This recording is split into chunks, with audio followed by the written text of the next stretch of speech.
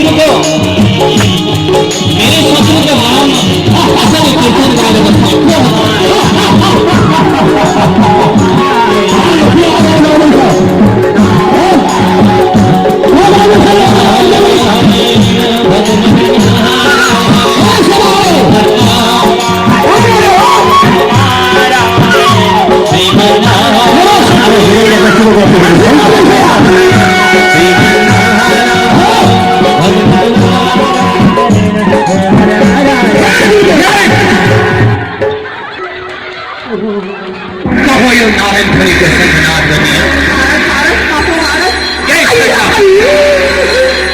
ए मर्खा यहाँ आओ मैले के भनेको थिएँ तिमीहरूलाई मेरै दरबारमा मेरै शत्रुको नाम जप्ने बुढाहरूसँग मिलेर है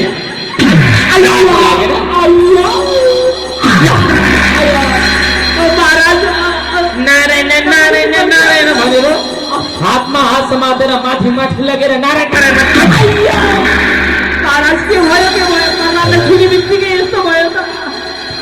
हिरण्यकश्यपको दरबारमा राज्यमा हिरण्यकश्यपको नियम लाग्छ भन्ने तँलाई थाहा छैन कसरी बिर्स्यौ यो लोक यो दिगलोकको सर्वश्रेष्ठ शक्तिमान भनेको को हाम्रै महाराज भन्ने अनि मेरै शत्रुको नाम जप्ने नारायण नारायण भने कहाँ गए जाऊ गएर तिम्रो गुरुलाई तुरन्त शुक्राचार्य गुरुले लिएर आऊ जाऊ जाऊ गुरुकुलमा पटक्कै अनुशासन भएन तुरन्त लिएर आऊ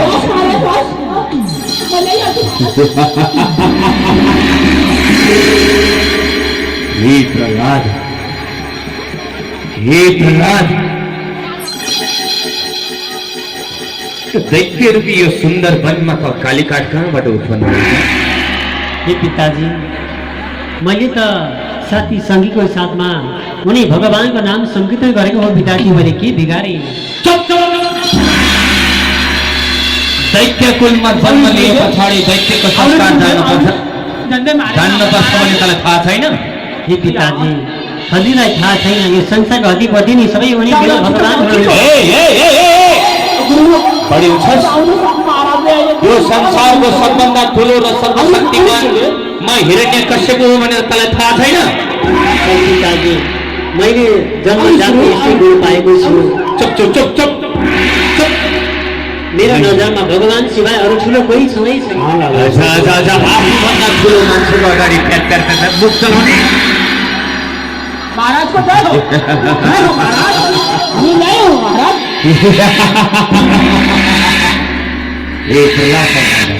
तेरे गुरुसँग म एकचोटि कुरा गर्छु हे शुक्राचार्य दैत्य कुलमा बसे पछाडि दैत्यको अनुशासन के हुनुपर्छ तपाईँले सिकाउनु भएन के भयो यो प्रहलादलाई गुरुकुलमा कस्तो शिक्षा दिएको तपाईँले नारायण नामको संकीर्तन लगाउने मेरो दरबारमा मैले तपाईँको पुत्र छोरालाई राम्रो ज्ञान प्रदान गरेको हुँ तर तपाईँको छोरा जन्मजात गुण यस्तै छ मैले के गरौँ दोष भए पछाडि गल्ती भए पछाडि दोष अरूको टाउकोमा थुपार्ने तपाईँ गुरु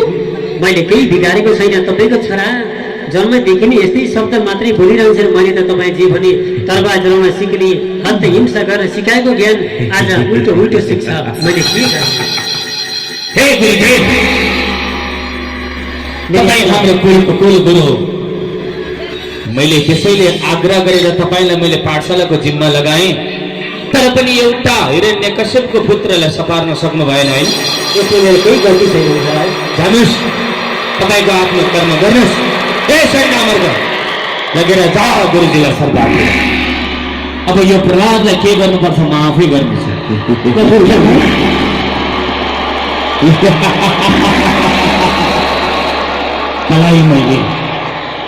तलाई मैले मेरै हातले मार्न नसकेर अनेक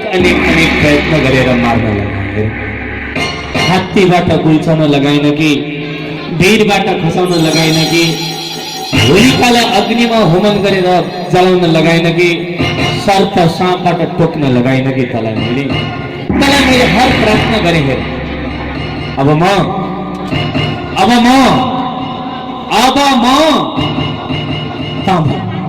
तँलाई मारिदेऊ कि तेरो नारायण कहाँ छ मलाई देखाउँछस् भन् कहाँ छ तेरो नारायण हो पिताश्री मेरो नारायण मेरो भगवान एक तत्र सर्वत्र सबैतिर मेरो नारायण बाहेक केही देखेको छैन पिताजी अझ यत्र तत्र सर्वत्र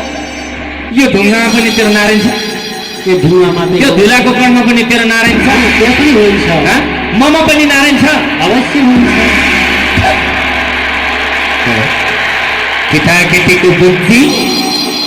केटाकेटीको बुद्धि एउटा दन्ते कथामा गएर मन अल्झियो भने सबैलाई भगवान तेरो भगवान नारायण साक्षात रहेछस् भने यहाँ तेरो नारायण साक्षात रहेछ भने म तसँग होइन म तँलाई मार्दिन म तेरै नारायण प्रकट होस् तैले प्रकट गरा म तेरै नारायणसँग युद्ध गर्छु हेर कसले जित्छ देखिस् बुझिस् पिताजी त्यो जलमा यो थमा त्यो सारा विश्व ब्रह्माण्ड भरि सबै कुरा मेरो भगवानै हुनुहुन्छ अहिले के भन्दै यत्र तत्र सर्वत्र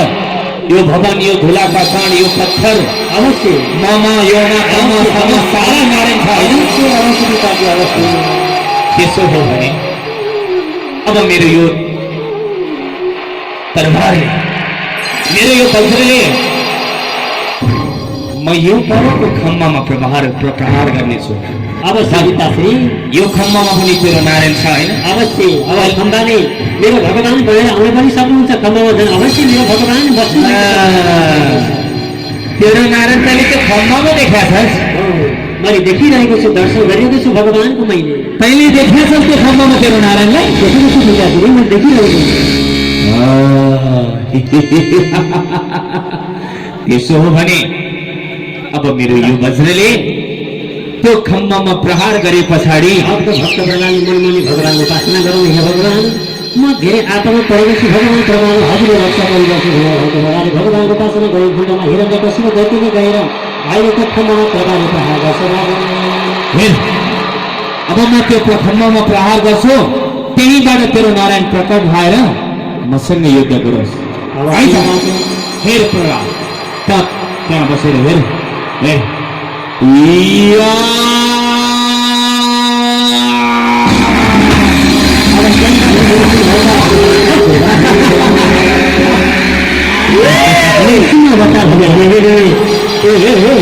मेरो दरबार किन यस्तो कम्पायमान भयो के भयो किन बता नारायण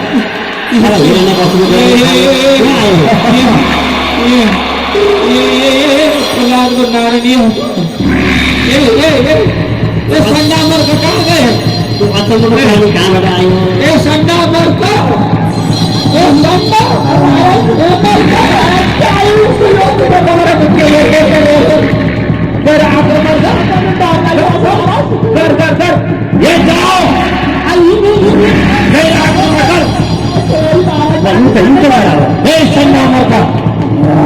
प्रहार करते नहीं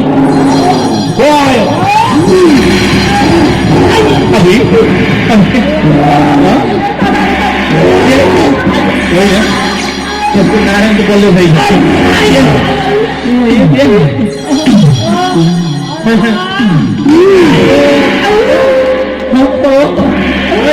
क्या बताया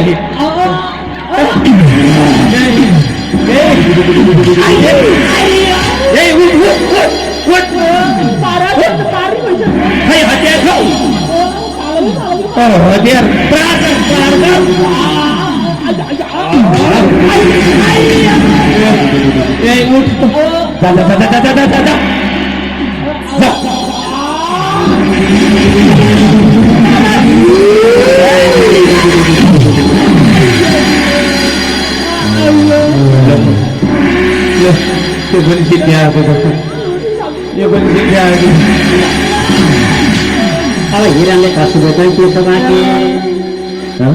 के अब के हिरणले खसेको अब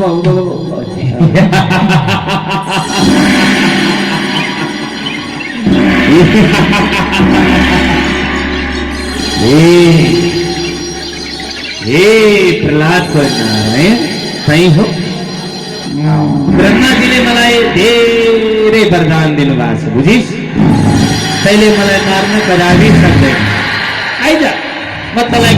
खेलाइ फेरि यही दरबारमा तेरो सिंहान बनाइदिन्छु अब युद्ध हुन्छ दरबारमा तेरो सिंहान बनाइदिन्छु म आइज आइज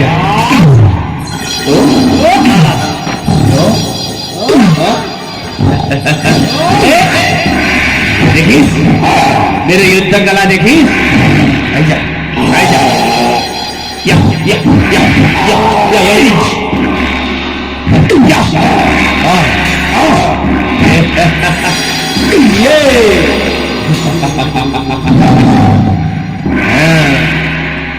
हिरण्यकश्यपु हो त्रिलोक हिरण्यकश्यपसँग काल खोज्दै सहर पसेको छैन तबा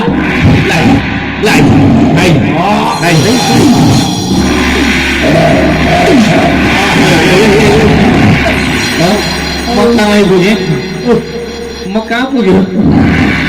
म ठिक त छु ओहो साह्रै पो हेरिरहेको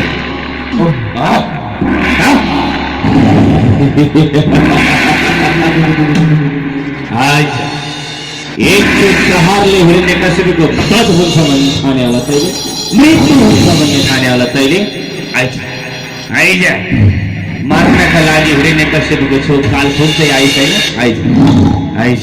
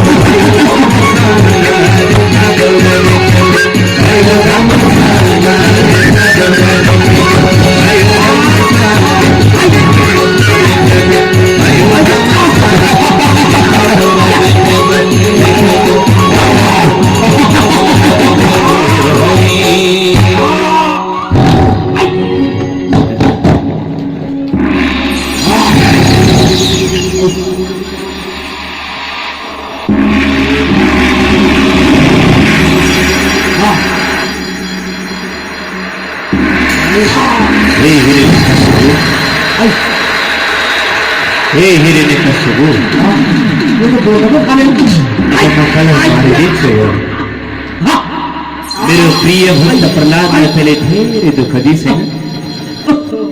मलाई तेरो दरबारमा यो धराधाममा अवतार लिनका लागि बाध्य बनाइ छैन संसारको नीति उल्लङ्घन गर्ने भगवान र देवतालाई पर राखेर मै हुँ सर्वश्रेष्ठ भन्ने अहंकारी ब्रह्माजीले के वर दिया थियो तेरो बल बढ्यो तेरो घमण्ड बढ्यो तेरो अहंकार बढ्यो विष्णुका भगवानका सबै मन्दिरहरू थाल्न थाले तैले हैन ब्राह्मणहरूको पूजा गर्नका साथ थाले छैन तैले अब म तँलाई मारिदिन्छु अहिलेसम्म त मैले तँलाई युद्ध दिएँ अब समय आयो अहिले कसरी मार्छ छैन त पापबाट यति धेरै गरिसकेको छ मैले चाहे भने अहिले भर्खरै मारिदिन्छु म तँलाई आइज हिरण्यकश्यप नाम गरेको दैत्यले मनमनी भगवानको उपासना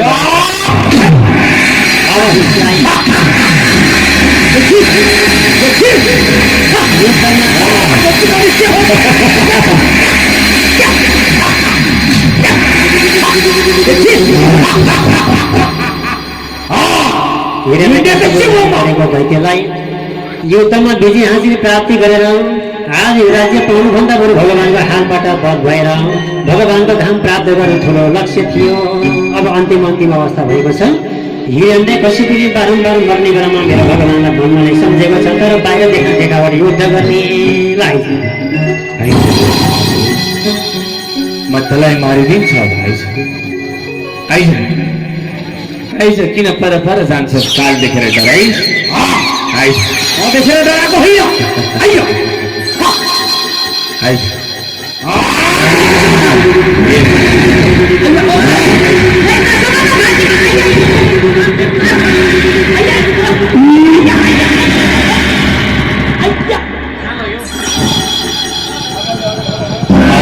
मेरो भगवानले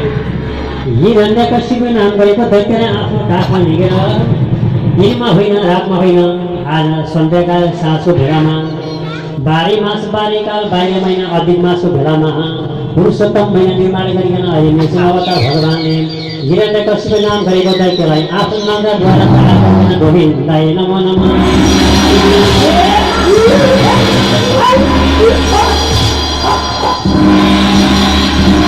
अब त्यो व्यक्तिलाई हात नाङ्गाद्वारा आफ्नो हातद्वारा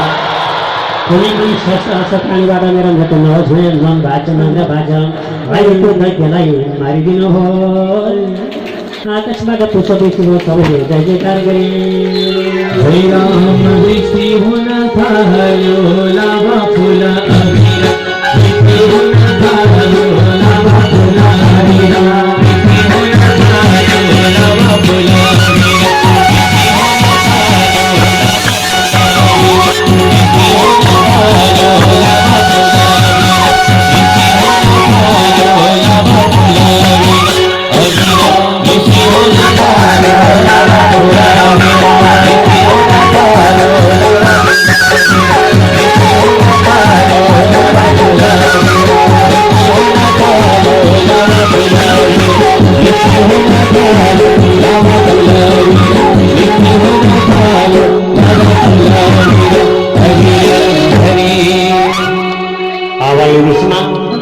हिरण्यको शुभ नाम गरेर दैत्यको पद भयो। भक्त प्रहलादले बारम्बार बाहिर निरीक्षण अवतार भगवान नमन गर्नुभयो।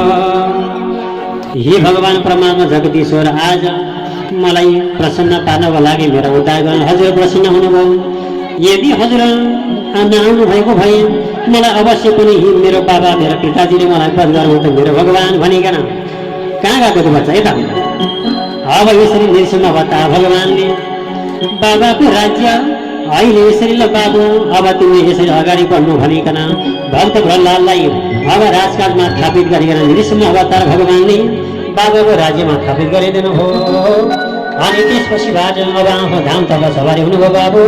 अब आजबाट तिमीले सबैलाई समान व्यवहार गर्नु, तिमीले सबै प्रजालाई सत्कार सम्मान गर्नु, तिमी सदाबहार मेरो भक्ति भावना सत्सङ्ग गरेर बस्नु, सधैँ तिमी मेरो भक्त बनेर बस्नुभयो भनिकन नृसिंह अवतार भगवानले भक्त प्रहलादलाई यसरी राज्यमा स्थापित गरिकन त्यहाँबाट आफ्नो बाटो आफ्नो धाम तल सवारी हुनुभयो। राजा अब दुई चारजना मलाई पनि आएर लिएर जाउँदैन यो मरिरहेको लिएर गइहाल्नु त जाउँ जाउँ जाउँ ल कमलराजजी अधिकारीजी धेरै बेर भइसक्यो त्यो अलि बढी ज्ञान भइसक्यो।